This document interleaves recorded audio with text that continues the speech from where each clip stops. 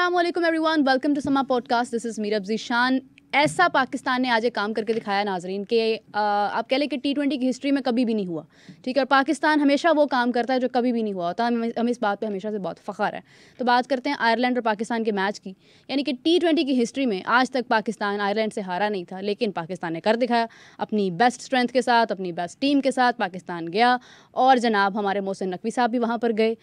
शायद हौसला अफजाई करने के लिए गए होंगे, लेकिन मुझे लगता है कि उनका जाना जो है वो कहीं ना कहीं उतना कारआमद साबित नहीं हुआ जितना उम्मीद की जा रही थी।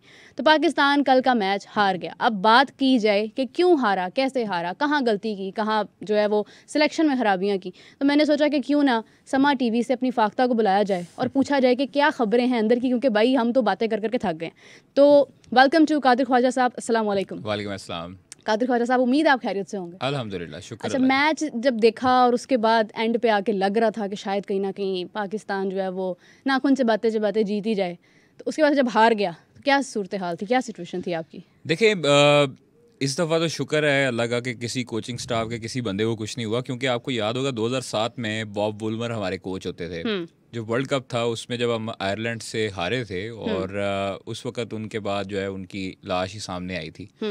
तो ये बड़ी दुख की बात है। हम लोग इसको बड़ा इजी लेते हैं क्योंकि ये 6 मैचेस रह गए हैं। अब ये एक हो गया, 7 मैच थे वर्ल्ड कप से पहले। आपने 3 इनके साथ खेलने हैं, 4 इंग्लैंड के साथ खेलने हैं, उसके बाद आपने वहाँ से यूएस से ट्रैवल करना है। तो आपके पास ये अपॉर्चुनिटी है कि आप अपनी फुल स्ट्रेंथ के साथ जाएं, जो कि गए भी हैं। बाबर ने अपने जो तमाम तर जो खुफिया जो हथियार थे वो आजमाए हैं एक छोटी टीम के खिलाफ। लेकिन हम लोग पहले भी कहते थे कि इनको ईजी नहीं लेना चाहिए। आयरलैंड जो है वो आयरलैंड हो, जिम्बाब्वे हो, आपको जिम्बाब्वे ने भी शिकस्त दी थी ऑस्ट्रेलिया में, आपको याद होगा।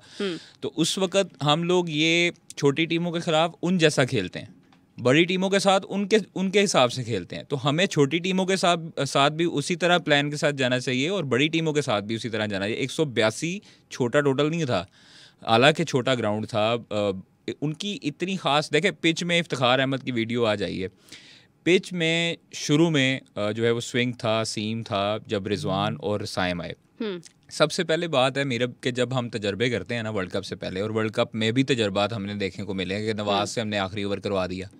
उस वक्त सामने आपके विराट कोहली खड़ा हो और आप नवाज को बॉलिंग करवा दो, और नवाज से भी आप medium pacer as a bowling करवाई ऑस्ट्रेलिया में। बड़े तजर्बात ऐसे देखे हैं। बाबर को कप्तानी से हटाकर दोबारा कप्तान बनाया गया। उनको अब थोड़ा सा समझना चाहिए कि अवाम इतनी पागल नहीं है कि उनको बार बार मौके देती रहे, अवाम उनको बार बार सपोर्ट करती रहे। आप कप्तान हैं भाई, आप अपनी फुल स्ट्रेंथ के साथ गए हैं तो आप अपना गेम प्लान भी बना के जाएं। आपने अगर ओपनिंग चेक करनी है तो आप ये भी देखें कि आप मैच हार रहे हैं, और जब मैच हारते हैं तो आपके ऊपर प्रेशर आता है। जब प्रेशर आता है तो फिर उसके बाद वर्ल्ड कप में जो रिजल्ट आते हैं वो यही आते हैं कि आप जिम्बाब्वे से हार गए, आप किसी से और से हार गए। आपने इंडिया देखें, अभी आईपीएल चल रहा है। आईपीएल उन्होंने इतना लॉन्ग क्यों किया, उसको इतना लंबा क्यों खींच के ले गए कि वर्ल्ड कप के नज़दीक जो उनके बैटर्स, जो उनकी सिलेक्शन हुई है टीम की, वो अपनी फॉर्म बरकरार रखें और वहाँ पर सिमिलर विकेटें, यहाँ पर एशियन कंडीशन जिस तरह है, यहाँ पर जो स्लो विकेट्स हैं, सेम एज लाइक उन्होंने वहाँ पर यूएसए में वहाँ की कंडीशंस के मुताबिक उनको पता लग जाएगा कि कैसे खेलना है। आप देखें आयरलैंड ने कल टॉस जीता, पहले जो है वो अपनी बॉलिंग की। आपने अगर ओपनिंग चेक की करनी है तो भाई आपने जो अपनी ओपनिंग आपने सोच लिया दिमाग में कि हमने बाबर और रिजवान के साथ जाना है वर्ल्ड कप में, तो आप उसी के साथ ओपन आओ। आप क्यों तजर्बे कर रहे हो कि साइम और रिजवान को भेज दिया? पहले आप न्यूजीलैंड के खिलाफ तजर्बात करते रहे, उनकी सी टीम से आपने, बल्कि डी टीम से आपने 2-2 के साथ लेवल किया। इज्जत बच गई आपकी, आखिरी मैच आप लोग जीत गए। एक बारिश की नजर हो गया, आप लोगों को चाहिए था वाइट वॉश करते, उधर जाके आपका मोराल डबल होता। अभी जो आयरलैंड के खिलाफ इन्होंने गेम खेली है, मैं समझता हूँ कि ये बिल्कुल देखे, यहाँ पर मुझे समझ नहीं आती कि ये हमारे बॉलर्स, हमारे फील्डर्स यहाँ पर प्रैक्टिस करके जाते हैं और देखें कितने माशाल्लाह अक्लमंद हैं कि यहाँ पर 40 डिग्री पड़ रहा है।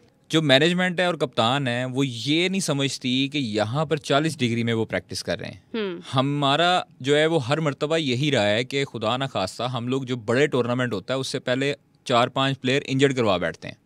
ठीक है, आपने ऑस्ट्रेलिया में भी देखा, आपने एशिया कप पे भी देखा, नसीम शाह भी इंजर्ड हुए, फिर उसके बाद पीएसएल में बड़ी जल्दी रिकवर किया हारिस रऊफ ने। अब आप ये देखें कि अभी 40 डिग्री में यहाँ पर प्रैक्टिस कर रहे हैं और वहां पर जाते साथ 2-3 डिग्री में मैच खेलेंगे। तो इनको ये चाहिए था, जो मोहसिन नकवी साहब से हमारी गुजारिश है, जो $1,00,000 इन्होंने देने थे ना प्लेयरों को वर्ल्ड कप जीतने के बाद, वो $50,000 पहले दे देते, ये पहले ही वहाँ पे आयरलैंड पे जाके प्रैक्टिस करते, स्किल्स कैंप वहाँ पर लगा लेते, क्योंकि मौसम से आप लोग जो है वो यूज्ड टू हो जाते, आपकी बॉडी स्टिफ ना होती, आपकी क्रैम्प्स ना पड़ते। अभी खुदा न खास्ता ये बड़े मेरे काफ़ी प्लेयर से बात हुई है और वो जो है वो यही बस दुआ करते हैं कि वो इंजर्ड ना हो जाए। देखें यहाँ पर जो कंडीशंस मुख्तलिफ हैं, वहाँ पर टोटली ऑपोजिट है। वहाँ पर सर्दी है, वहाँ पर उसके बाद जो कंडीशंस हैं, हवा चलती है, जो इनको कल समझ नहीं आई, इनको असल ये समझ नहीं आई। आप लोग पहले जाएं भाई, आप लोग उसकी विकेट से जो है वो देखें, यूज टू हों, वहाँ पर खेलें, प्रैक्टिस करें, ताकि आपको उसके मौसम का, आपको उसकी पिच कंडीशन का अंदाज़ा हो। आप गए हैं, जब ओपनर हमारे गए हैं। कादिर मेरी बात सुने, देखें आप जो है ना वो क्योंकि स्पोर्ट्स सबसे मिलते हैं ना, आपकी एक मोहब्बत उनसे जुड़ी हुई है, और दूसरा मैंने हम जब भी आपसे बात की है ना, आप प्रो स्पोर्ट्स हैं और स्पेशली पाकिस्तान को आप सपोर्ट करते हैं। देखें आप ठीक बात कर रहे हैं, मैं मानती हूँ ये आपकी मोहब्बत है और ये आपकी अच्छाई है कि इस वक्त भी आप कहीं ना कहीं प्रोटेक्ट कर रहे हैं टीम को। लेकिन देखा जाए तो ये हमारे वो प्लेयर्स नहीं है कि जिनको मौसम तंग करे, ये हमारे वो प्लेयर्स हैं जो हर तरह के मौसम में खेलते आए हैं।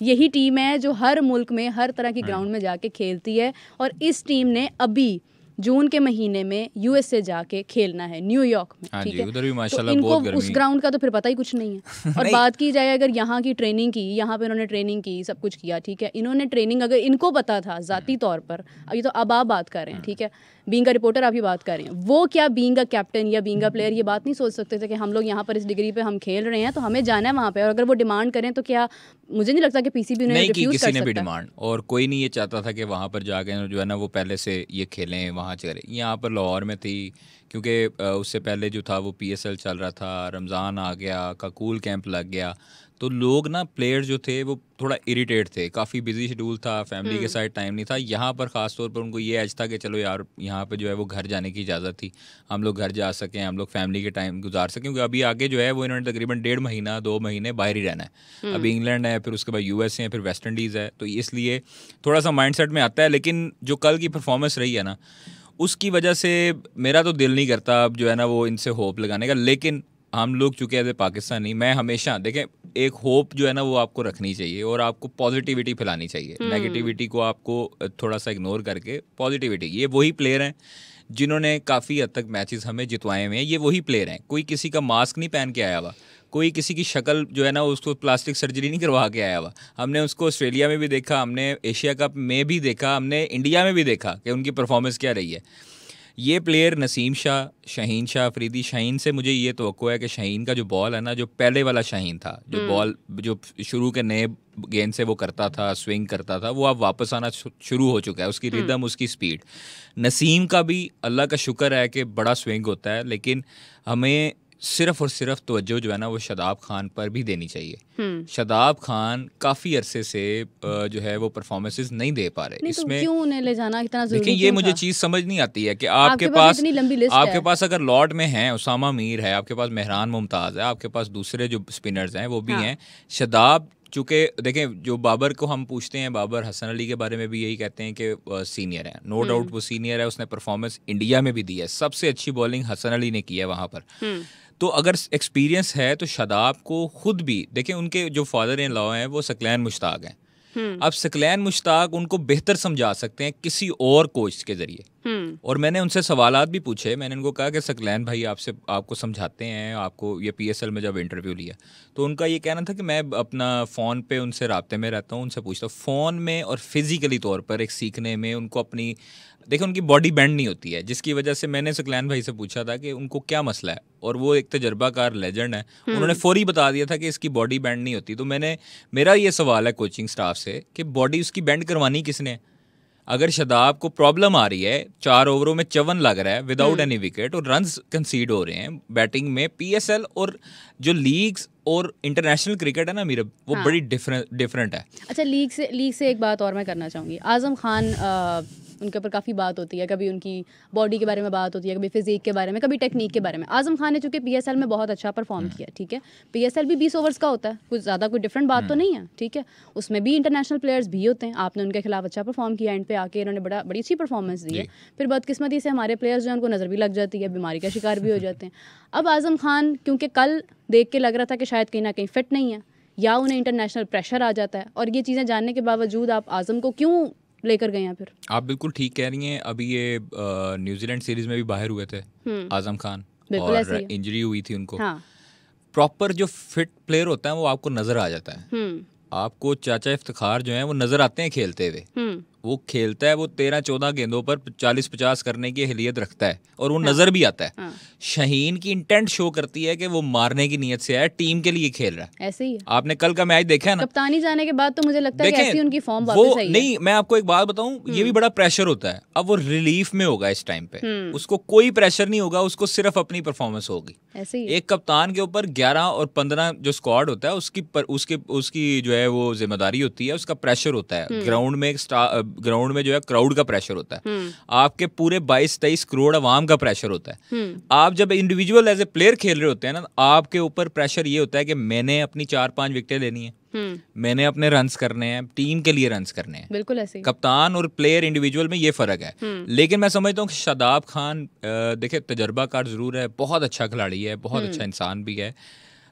थोड़ी सी उसको अपने जो वापस 1-2 चांस की देर है। अगर शादाब, मैं समझता हूँ, मुझे उस पर इतना यकीन है कि वो 2-3 मैचेस में या 1-2 मैचेस में अगर 3-3 विकेटें ले लेता है तो फिर नहीं आपको वो पकड़ा जाएगा। वो तो आप बॉलिंग में यूज कहाँ कर रहे हैं शादाब को? आप ये देखें ना न्यूजीलैंड में, आप न्यूजीलैंड के मैचेस में देखें कि आप न्यूजीलैंड के मैचेस में आपने देखा ही नहीं है। हम तो हैरान हो गए थे कि शादाब को एक ओवर नहीं करवाया।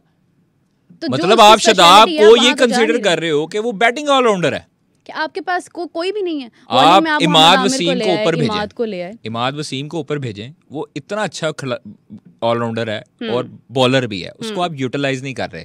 आप जब नया ओवर करवाएंगे ना शुरू शाहीन से, मैं इस चीज पर सरफराज अहमद की दाद देता हूँ कि वो प्लेयर को समझता था, वो प्लेयर को उसकी एबिलिटी के मुताबिक यूज करता था। आमिर को कहाँ यूज करना है, शाहीन को कहाँ यूज करना है और इमाद को कहाँ यूज करना है। मुझे as compare to India Rohit Sharma के साथ अगर कोई कप्तान मिलाया जाए कि हाँ जिस तरह की कप्तानी रोहित शर्मा ने, मैं बीइंग मतलब आप कह लें कि एक स्पोर्ट्स फैन कह लें कि मैं रोहित शर्मा को बहुत अप्रिशिएट करती हूँ, he is a very nice captain.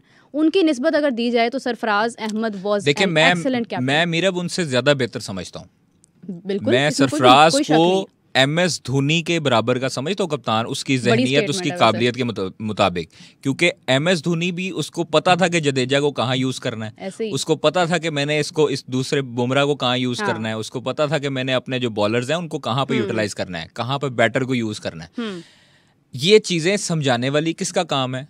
ये बाबर को खुद भी सीखनी चाहिए। इतने मैचेस में कप्तानी कर ली है और वही चीजें दोहरा रहा है। मतलब हमारी कोई दुश्मनी नहीं है, जितना मैंने आपको पता है, मैंने जितना सपोर्ट किया है विदाउट एनी रीजन, क्योंकि हमें पता है कि यार हमारा एक एहसास है, उस जैसा बाबर आजम जैसा प्लेयर कोई नहीं आ सकता। हमेशा आपने यही कहा है, बाबर ने लेकिन आज भी। लेकिन मेरा एक चीज है कि आप गलतियों पे गलतियां दोहराई जाएंगे तो वो आदत बन जाएगी और फिर सेम मिस्टेक वो आदत बन जाती है ना। आप गलतियां एक बार होती है, 2 बार होती है, गलती जब बार बार होती है तो वो आदत बन जाती है। आप इमाद वसीम से अटैक क्यों नहीं करवाते? उसकी स्पेशलिटी ये है कि वो नए बॉल से करता है, स्किट करता है बॉल, ठीक है, वो नए बॉल से स्किट करता है। शादाब खान को जिधर यूटिलाइज करना चाहिए था, शादाब खान तब परफॉर्मेंस क्यों देता है जब सरफराज अहमद कप्तान था?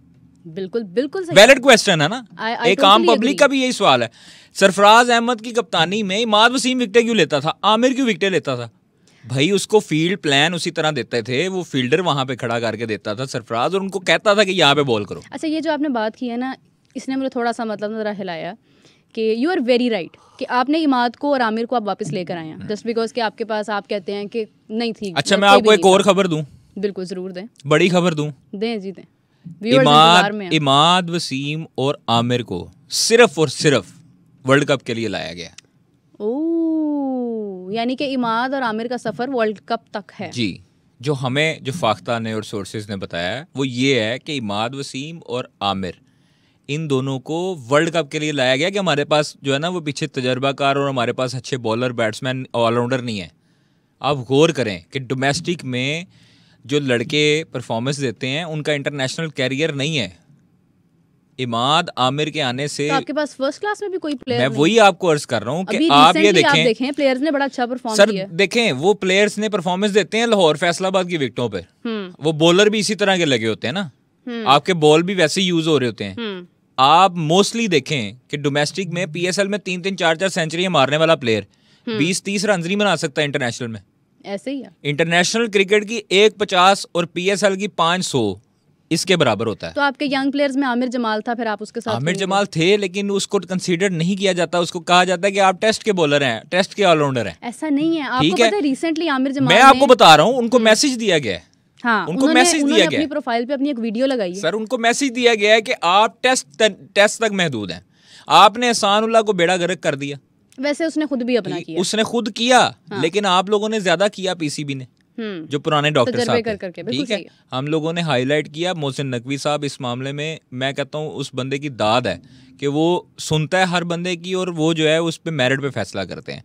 अब ये जो टीम बनी है ना, मैं समझता हूँ कि इससे बड़ी कोई टीम नहीं है पाकिस्तान में।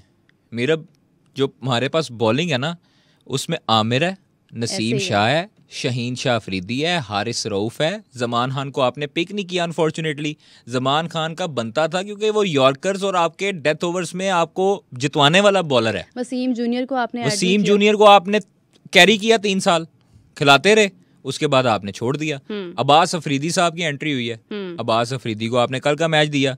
आपने उस्मान खान का बेचारे का कैरियर खराब किया, उसको वहां से छुड़वाया, वहां से उसके कॉन्ट्रैक्ट खत्म करवाए, आपने उसके ऊपर बैन लगवा दिया, आपको यूटिलाइज भी नहीं करना, और आपको यूटिलाइज नहीं करना आता। उस्मान खान का नंबर क्या है वो नहीं पता कि किस नंबर पे उसको भेजना है। आपने फखर जमान को जो है वो एक तरह से स्पॉइल कर दिया सर, फखर जमान की प्रेस कॉन्फ्रेंस में ना उसने एक अंदिया दे दिया था, हमें बता दिया था इशारों में कि जब मिसबा भाई ने मुझे कहा ना कि फखर आप जो है वो नीचे नंबर पे आएंगे, आप ऊपर नहीं सही खेल सकते, बाबर रिजवान मैं समझता हूँ ऊपर ज्यादा अच्छा खेल सकते। जब उन्होंने कहा था मैं खुश हूँ कि मुझे टीम में रखा ही हुआ है। हाँ, तो ये अगर आपने खानापुरी करनी है तो भाई ये क्लब के बच्चे जो हैं वो LCCA में खेलते हैं, किसी को भी लेके आप उस नंबर पे घुसा दो। 0 तो आजम खान ने भी करना है, 0 ये बेचारे बच्चे भी कर लेंगे, इनका TADA बन जाएगा, इनके कुछ थोड़े डॉलर बन जाएंगे, उनका भी तो एहसास करो। 2023 अक्टूबर में शाहिद आफरीदी साहब ने बोला कि मैंने मेरे ख्याल से अहमद शहजाद को मैंने शायद एक दफ़ा प्रमोट किया था, बड़ा सपोर्ट किया था, बड़े गुस्से में आए। तो हाँ, वो तो कह रहे हैं ना कि ये बेंच स्ट्राइक अब समझ आ गया, देखा वो कल जो ट्वीट था उनका। तो शाहिद आफरीदी साहब ने उस वक्त जो है ना वो एक तो ये बात की थी कि मुझ पे बड़ी, यानी मुझे कहा गया था कि मैंने एक चीज़ सीखी है कि वसीम अकरम ने मुझे हमेशा बड़ा सपोर्ट किया जब मैं टीम में आया था। बाबर को उन्होंने ये मशवरा दिया था, दोस्ती यारी अच्छी है लेकिन इट्स नॉट अ क्लब, ये क्रिकेट है, और क्रिकेट में आपको अकल शऊर, मतलब मैं आगे से उसमें ऐड कर रही हूँ कि अकल शऊर और आपको सलाहियात के साथ सिलेक्शन करनी पड़ती है। सिलेक्शन कमेटी ने अपने प्लेयर्स बताए, बाबर उसमें नहीं था, बहुत बड़ी बात, मतलब बाबर विंग का कैप्टन ही वहाँ पे नहीं था। मैंने इस पर ये भी सवाल किया था उस वक्त कि बाबर आप दोबारा क्या कॉन्फ्रेंस करेंगे, तो फिर मुझे उसके जवाब में ये मिला कि नहीं, अभी अब देखते हैं, शायद ना हो। बाबर दोबारा आए, दोबारा अब वो क्यों आए, अब मुझे तो ऐसा लगता है कि बाबर खुद भी नहीं आए, ये भी सिलेक्शन कमेटी ने उन्हें कहा है कि अब आप जाके क्लियर करें कि हमने ये प्लेयर्स क्यों रखे हैं। कैप्टन अपनी कैप्टनसी परफॉर्म नहीं कर पा रहा, सिलेक्शन कमेटी बस पता नहीं क्या सोचकर एक टीम बना देती है 18 लोगों की, जिसमें से आपने अभी तक अपना वर्ल्ड कप का स्क्वाड नहीं बताया, और जो आपके 11 प्लेयर्स इस वक्त आयरलैंड के साथ खेल रहे हैं उनमें एक भी प्लेयर ऐसा नहीं लग रहा। प्लेयर जा चुकी है लिस्ट, यही प्लेयर्स की लिस्ट जा चुकी है, आप इनमें से कोई ज्यादा शफलिंग नहीं क्या कर लेंगे। अच्छा, रोटेशन पॉलिसी की बड़ी बात हो रही है कादिर साहब, आप इसके हक में? रोटेशन अभी जाने से पहले जो है ना वो प्रेस कॉन्फ्रेंसेस जो हुई हैं उनमें हमने रोटेशन पॉलिसी से मुतालिक पूछा, तो वो कहते हैं जी हम जो है ना अब रोटेशन पॉलिसी न्यूजीलैंड तक थी, अब नहीं करेंगे। तो भाई ये क्या हो रहा है, अभी जो टीम आपने खिलाई है उसमें आपने रोटेशन ही कर रहे हो ना। आपने अभी आमिर को शामिल करना है, आपने अभी सलमान अली आगा को शामिल करना है, आपने एक आधे को रेस्ट भी तो देना ना, उस्मान खान रहते हैं पीछे, उनको भी तो शामिल करना है। फिर आपने इमाद और आमिर अच्छा, मैं आपको एक बात बताऊं, वर्ल्ड कप के बाद भी आपने कुछ रोटेशन इंग्लैंड की सीरीज में अगर पाकिस्तान इंग्लैंड से खुदा न खास्ता सीरीज हारता है तो आप वर्ल्ड कप में पाकिस्तान के ऊपर प्रेशर देखिएगा। मुझे लगता है कि ये जो आयरलैंड सीरीज है, मुझे बिल्कुल उम्मीद नहीं है कि इंग्लैंड से एक भी मैच जीत पाएंगे, ये मुश्किल है, मेरा नहीं ख्याल। उनकी फुल स्ट्रेंथ है और इंग्लैंड अपने घर में जो है वो चीता होता है कि यही टीम है। उसके पीछे आप मुझे बताएं, खुशदिल शाह को आप लोगों ने 3 साल दिया, उसको आपने ड्रॉप कर दिया। आसिफ अली को आपने लिया, उसने आपको मैचेस जितवाए जरूर, आपने उसको ड्रॉप कर दिया। आपने साहबजादा फरहान को 1-2 टूर करवाए, उनके पैसे बनवाए, फारग कर दिया। उस्मान खान के साथ भी खुदा न खास्ता ये हुआ, अगर वो परफॉर्मेंस ना दे सका आपने तो यही होगा। उनको। आपने यही करना है ना। आप मुझे ये बताएं कि बेंच पे आपको उसको बिठाने की तुक ही क्या है यार, आप उसको मौका दो, आपका वर्ल्ड कप का प्लेयर है, वो ऐसा प्लेयर है कि वो देखें, मेरी उससे जो बात हुई है ऑफ द रिकॉर्ड, उसमें मैंने जहां तक निचोड़ निकाला ना, वो प्लेयर है 2-3 ओवर खेलने का। ठीक है, ये मैं आपको अब बता रहा हूँ। उस्मान खान एक ऐसा प्लेयर है जो 2-3 ओवर शुरू में खेलता है, मतलब मिसबा टाइप, ठीक है, स्लो 12, 13, 18 बॉलें वो जब खेल लेता है, उसके बाद वो लाठी चार्ज करना शुरू कर देता है। जो प्लेयर्स होते हैं ना आपस में जब बातें करते हैं, तो वो प्लेयर्स आपस में ये बातें करते हैं कि यार तू क्यों इस तरह जल्दी आउट हो गया, बेवकूफ़ी क्यों किया तूने। तो उस पर जवाबात अक्सर ये सुनने को मिले हैं कि मेरी आदत है, आप PSL में भी देख लो कि मैं पहले 12, 13, 18 बॉलें स्लो खेलता हूँ, उसके बाद मैं अपना रिदम में आता हूँ, उसके बाद जो 50 होता है मैं आगे 12, 13 बॉलों में कर लेता हूँ। मुझे ये अपने ऊपर बिलीव है और इसीलिए मैं 100 भी कर लेता हूँ अगला तेज। अब जिस प्लेयर की ये स्ट्रेंथ है कि वो पहले 12, 13 बॉलें जो है वो खेलेगा, अपनी स्ट्राइक रोटेट करेगा और वो उसके बाद लाठी चार्ज करेगा, आप उस प्लेयर के ऊपर ये सौंप रहे हो कि भाई उस्मान आपने अंदर जाना है और मारधाड़ शुरू कर देनी है, तो वो प्लेयर क्या करेगा?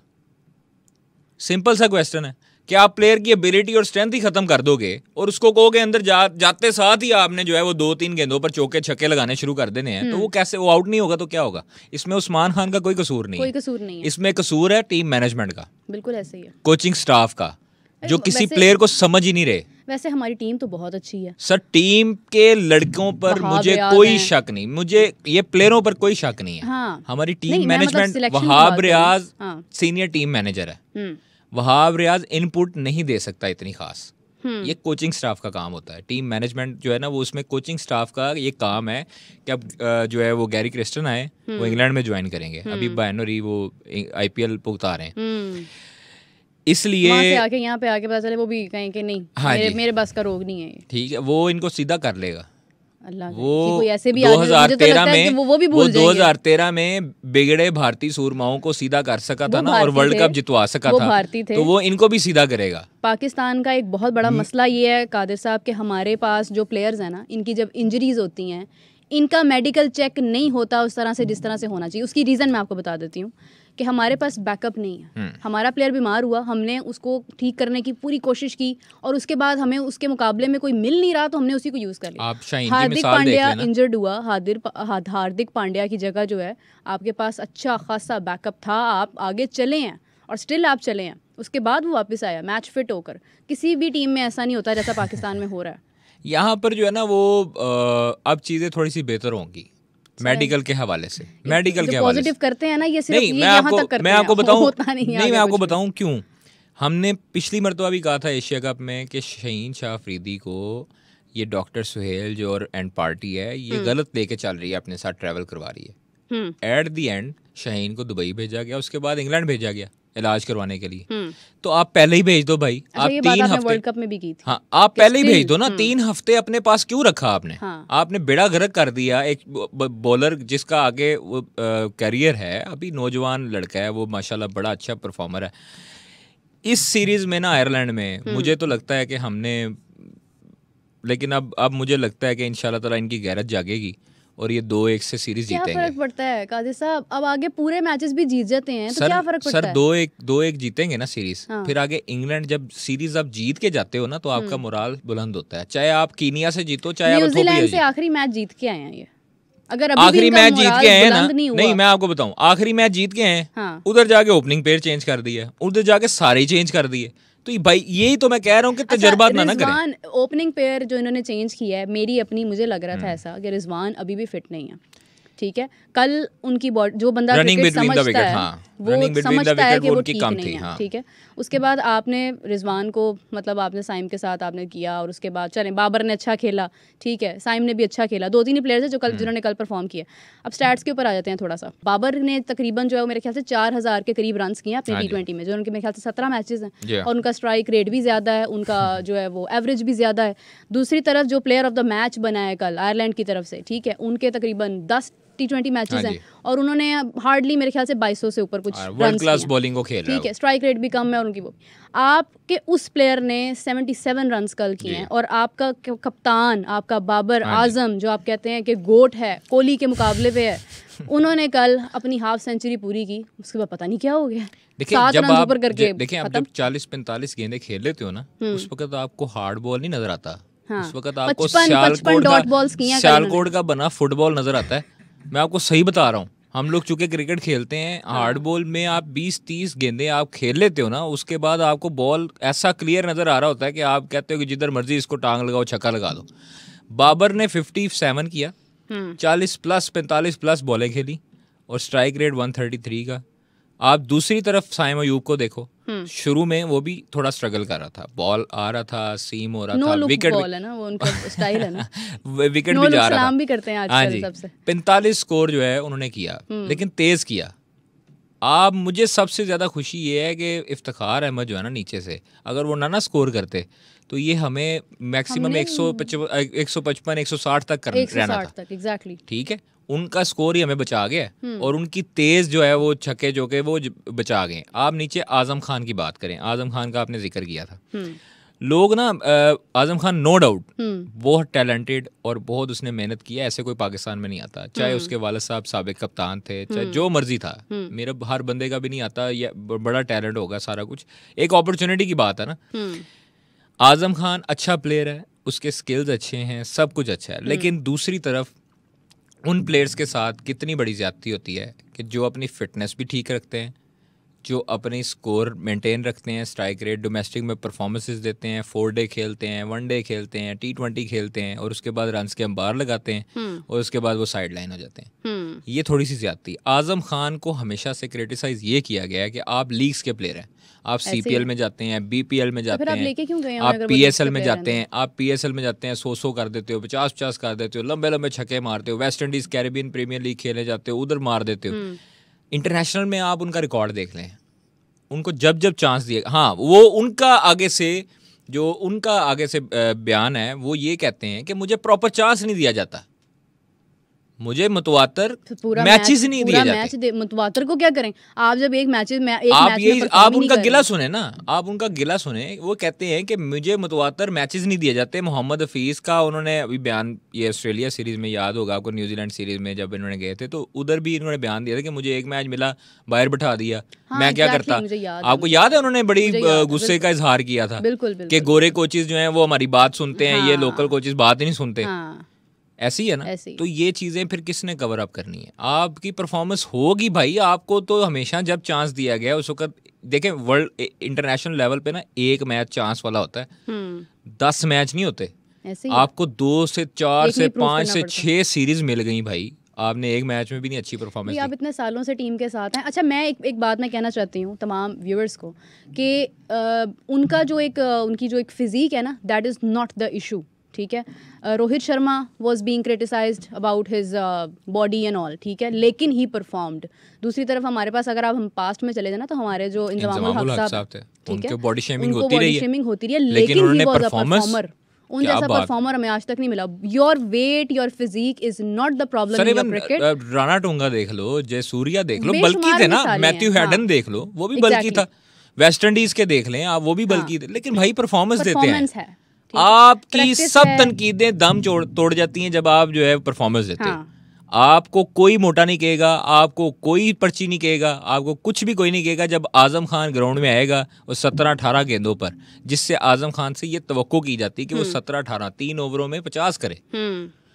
टीम के लिए भी फायदा और आपके लिए ज्यादा फायदा भाई। आपको तो लोग फिर हीरो मानेंगे। अच्छा, बाबर आजम को भूल जाएंगे। कल मैच हम लोग क्यों हारे हैं उसकी एक बहुत बड़ी रीजन ये है कि हमने 55 डॉट बॉल्स की हैं। ठीक है, हमने फील्डिंग बुरी की। फील्डिंग तो हमारी बुरी चले हमने माशाल्लाह फील्डिंग जो है वो अखीर की। वो बॉल्स अगर हम लोग ना इस तरह से करते, हमारा स्कोर और अच्छा बन जाता। कम से कम 200 पे जाना चाहिए था। आयरलैंड था आपके मुकाबले में, कोई भारत नहीं था, कोई ऑस्ट्रेलिया नहीं था। अभी तो इंग्लैंड के साथ आपने खेलना है, तो आप क्या स्कोर करेंगे? क्या 150 160 का स्कोर करेंगे? आपने IPL देख रही है ना? एग्जैक्टली यार 9 ओवर में 100 110 120 और आप देखें उनके रिकॉर्ड्स टूटे हैं उसी ग्राउंड पे टूटे हैं। 250 280 स्कोर, मतलब ये मजाक हो रहा है यार। वो लोग माइंडसेट से जाते हैं कि हमने फास्ट क्रिकेट खेलनी है, T20 is equal to fast cricket. और फिर परफॉर्मेंस जिसकी खराब है भाई, उस पे बात हो रही है।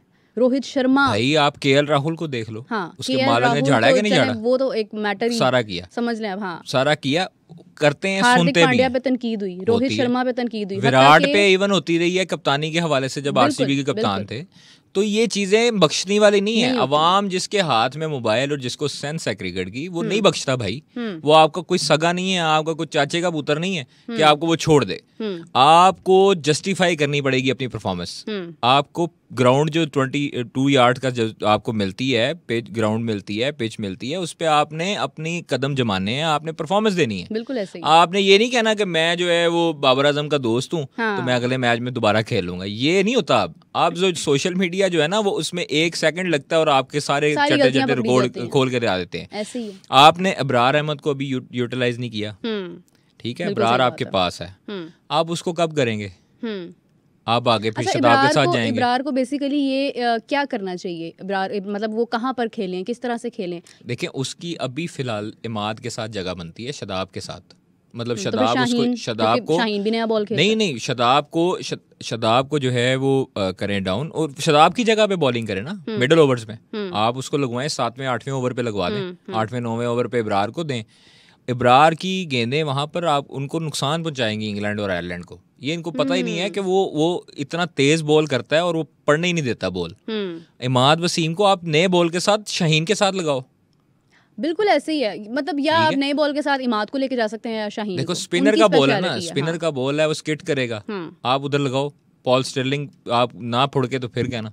आपके ये जो अपना 77 करके गया लड़का, ये ना फुड़ के तो फिर कहना। इमाद को लगाते ही नहीं आप, ठीक है। आपको पता नहीं क्या मसला है, आप अभी तक दिल में से बातें नहीं निकाल रहे। अब जब टीम आ गई है ना, दिल में से क्या बातें नहीं निकाल रहे? नहीं, फिर भी होता है ना कि पुरानी चीजें इनकी चलती रही हैं। इमाद और आमिर तनकीद करते रहे टीवी पर बैठ के, वो चीजें भुलानी चाहिए। आपकी जब एक 11 बन गई है ना, आप जब ग्राउंड में उतर गए हो, तो फिर आप पाकिस्तान के एम्प्लॉइज हो।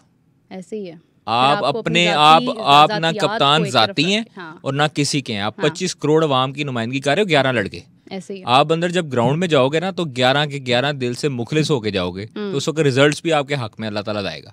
और जब आपके दिल में कदूरतें होंगी और आप दिल जो है वो आप मुंह पे हंस मजाक करके उसके बाद दिल में बातें रखो, तो ये चीजें नहीं होती। नहीं आप, तो वो मोहसिन नकवी साहब का तो कहना था, न्यूजीलैंड जब ये पाकिस्तान जीता है तो वो तो कहते थे कि टीम में इत्तेहाद है। तो आप देखें कि इसका मतलब उन्हें पता है कि इत्तेहाद नहीं है। देखें, और अब वो वहाँ पे गए भी मेरे ख्याल से इसीलिए। मुझे आज भी ना एक चीज़ हैरान कुन लगी है कि इफ्तिखार अहमद ने भी आज ना मुझे, जब मैं टिकर लिख रहा था इफ्तिखार अहमद के, तो उनका आया कि मैं बड़ी अच्छी अपनी परफॉर्मेंस दी है, ये मुझे बड़ी खुशी है। लेकिन जो है जब हम सीरीज़ जीतेंगे तो हमारा मोराल भी बुलंद होगा और हम जेल भी हो जाएंगे। तो जेल अभी तक नहीं हुए यार आप लोग। यानी कि कोई मसला है जो अभी तक, मतलब मुझे ये हैरानगी वाली लगी है ना कि जेल हो जाएंगे। अच्छा देखें, ये ना पता क्या होता है कि आप अपनी गुफ्तगू से ही बहुत सारी चीजें यहाँ कर देते हैं। ऑब्वियसली, ठीक है, हमें नहीं पता, हम तो यहाँ बैठे हैं, हमें क्या पता टीम में क्या हो रहा है। हम तो उनको इकट्ठे खेलता हुआ देख रहे हैं। आप अपने बयानात से बताते हैं कि आपकी टीम में ये खराबी है, और फिर आप पे एक इंटरनेशनल लेवल पर उंगलियां उठती हैं। अच्छा कादिर, मैं आपसे बात करना चाहूँगी मोहम्मद आमिर के ऊपर, कि अभी आप शुरू में कह रहे थे कि मतलब एक टेम्परेचर का डिफरेंस है, इनको चाहिए था कि वहाँ जाके खेलते, $50,000 पहले दे रहे थे। मोहम्मद आमिर जैसे शख्स जिनकी इंग्लैंड में आप समझ लें PR है उनके पास, उनका आयरलैंड में वीज़ा नहीं लग रहा था, तो इनको किसने वहाँ पे पहले भेजना था? पहले तो ये बात है। मोहम्मद आमिर का वीज़ा क्यों डिले हुआ एंड सडनली मैच से पहले वो पहुंच भी गए? What was the matter behind it? अच्छा, ये हुआ ये है कि 2018 में जो सीरीज़ थी ना आयरलैंड के खिलाफ, उसमें मोहम्मद आमिर ने इंग्लैंड से अप्लाई किया था वीज़ा, इसलिए उनको वहाँ पर वीज़ा उनको मिल गया था। अब उन्होंने चूंकि यहाँ से अप्लाई किया है और उनके ऊपर कहा यह जा रहा था कि इन्वेस्टिगेट कर रहे हैं उस मामले को ना, आमिर का जो पुराना वक़्त था, जो ठीक है, उसको इन्वेस्टिगेशन कर रहे हैं, उसको क्लियरेंस दे रहे हैं, फलाना कर रहे हैं। तो पाकिस्तान क्रिकेट बोर्ड ने थोड़ी सी इसमें गलती की है कि आप भाई उनको कहो कि वो बाउंड है वीज़ा देने के प्लेयर्स को। एक जब एग्रीमेंट होता है ना ICC का, जब आपका मेंबर होते हैं, आप किसी कंट्री ने होस्ट करना होता है, तो उस होस्ट कंट्री की उसकी जिम्मेदारी होती है कि वो अपने फॉरेन ऑफिस से और अपनी जो मिनिस्ट्री है उससे कहे कि इसको वीज़ा जारी करें, ये हमारे मेहमान हैं और इनको करें। यहाँ पर आयरलैंड क्रिकेट को, खैर पाकिस्तान क्रिकेट बोर्ड ने जब हमने खबरें लगाई, जब हमने खबरें चलाई, उस वक्त पाकिस्तान क्रिकेट बोर्ड को ये ख्याल आया कि हमने गमो गुस्से का इजहार भी करना है आयरलैंड क्रिकेट से। उन्होंने उसको ईमेल की क्रिकेट आयरलैंड को, ये परसों की बात है। क्रिकेट आयरलैंड को उन्होंने ईमेल की और उनको कहा जी हम सख्त नाराज़ हैं, हमारे प्लेयर को आप लोग दे नहीं रहे, हमारा जो है वो प्लाटिनम प्लेयर है, हमने उसको खिलाना था, ये है वो है। आयरलैंड क्रिकेट ने कहा जी आ रहा है। अच्छा जी, वो लारे लगाई गए। अब PCB ने फाइनल एक ईमेल की उन्होंने कहा जी अगर आज वीज़ा नहीं आता शाम तक तो हम अपने प्लेयर नहीं भेजेंगे आयरलैंड अगर आप इशू भी कर देते हैं। और ये प्लेयर 15 मई को इंग्लैंड जाएगा सीधा। नहीं तो आपने ये सारे मामला या प्लेयर सारी टीम भेजने से पहले नहीं कर सकते थे? ये चीज़ें मैं आपको बता रहा हूँ कि वो चीज़ें हुई हैं ना डिले। उनकी तरफ से ये आ रहा था कि जी पहले हमें बताया गया कि प्लेयर्स के वीज़े आ चुके हैं, आमिर का नहीं आया। तो हमने पूछा जी आमिर का क्यों नहीं आया? उन्होंने कहा जी वो थोड़ी सी अपने डॉक्यूमेंट्स वगैरह रीचेक कर रहे हैं, उनकी एम्बेसी का अपना तरीकाकार है। तो आमिर ने पीसीबी से पूछा कि 2018 में फिर लग गया था, तो उनको कहें भाई 2018 से अब तक मैंने कौन सा किया है कोई काम, तो अभी जो आप लोग रोक रहे हो मुझे और आप लोगों ने वीज़ा नहीं दिया। खैर वो ये चीज़ें चलती रही। एंड पे जब वीज़ा इशू हुआ है उनको 2-2:30 बजे के करीब, तो उस वक्त फिर पीसीबी ने अपना मूड चेंज कर लिया। उन्होंने कहा जी कराओ टिकट भेजो है। उसके बाद जनाब आमिर उस रात को 3:30 बजे गए हैं और जुम्मे की आई थिंक मेरे ख्याल में वो रात थी, और जुम्मे की रात को उन्होंने 3:30 बजे सुबह फ्लाई किया है और वो अब आयरलैंड पहुंच चुके हैं। तो अभी वो पहला मैच तो नहीं उन्होंने खेला, और उनकी बॉडी भी आप ऑब्वियसली एक इंसान है, वो थक गया होगा सफ़र करके, ये वो प्रैक्टिस पे आज मेरे ख्याल में प्रैक्टिस पे वो जाएंगे, टीम को ज्वाइन कर लिया उन्होंने। तो दूसरे और तीसरे मैच के लिए वो अवेलेबल हैं, लेकिन मुझे नहीं लगता कि आमिर को वो टीम अभी प्लेइंग 11 में शामिल करेंगे इतनी जल्दी। मैंने भी ये कुछ इस तरह की उड़ती बात सुनी थी, एक आधा कबूतर मुझे भी आके कई दफ़ा बातें बता देते तो कि शायद वो आयरलैंड सीरीज़ में खेलें ही ना, लेकिन हो सकता है कि वो हो सकता है तीसरा मैच दे दें। लेकिन मुझे नहीं लगता कि अभी तक दूसरा मैच जो है उनको सोचा जा रहा है। दूसरे मैच में 1-2 चेंजेस होंगी ज़रूर। मुझे लग रहा है कि सलमान अली आगा या अबरार वाली साइड जो है वो थोड़ा सा मुझे लगता है अगर वो आमिर के साथ जाते भी हैं तो वो भी गलत है। आमिर के साथ जाएंगे तो बात अफरीदी ऑब्वियसली बाहर होगा। हाँ अच्छा, अब देखें ना कि आपके प्लेयर्स के साथ कितनी ज़्यादा है। खैर we have to wrap up the show, क्योंकि बात इस पे ऊपर तो हम जितनी बात करते रहेंगे वो लंबी होती जाएगी, और बहुत सारी बातें जब कादिर साहब बैठ जाते हैं फिर खबरों के ना जो वो बारिश होने लग जाती है, जिस तरह की आजकल भी हो रही है। तो कादिर साहब सबसे पहले तो thank you so much for joining me and sharing all that. कह लें कि एक स्पाइसी सी चीज़ आज हमारे सामने आई है कि इमाद और Aamir most probably world cup तक हमारे साथ हैं, लेकिन हमारी मोहब्बत, हमारा प्यार, फैंस की जो मोहब्बत है मोहम्मद आमिर के लिए, इमाद के लिए, वो शायद उनको आगे भी रखे। तो कीप सपोर्टिंग एंड मुझे इजाज़त दीजिए, आपसे मुलाकात होगी नेक्स्ट एपिसोड में। सो बाय बाय।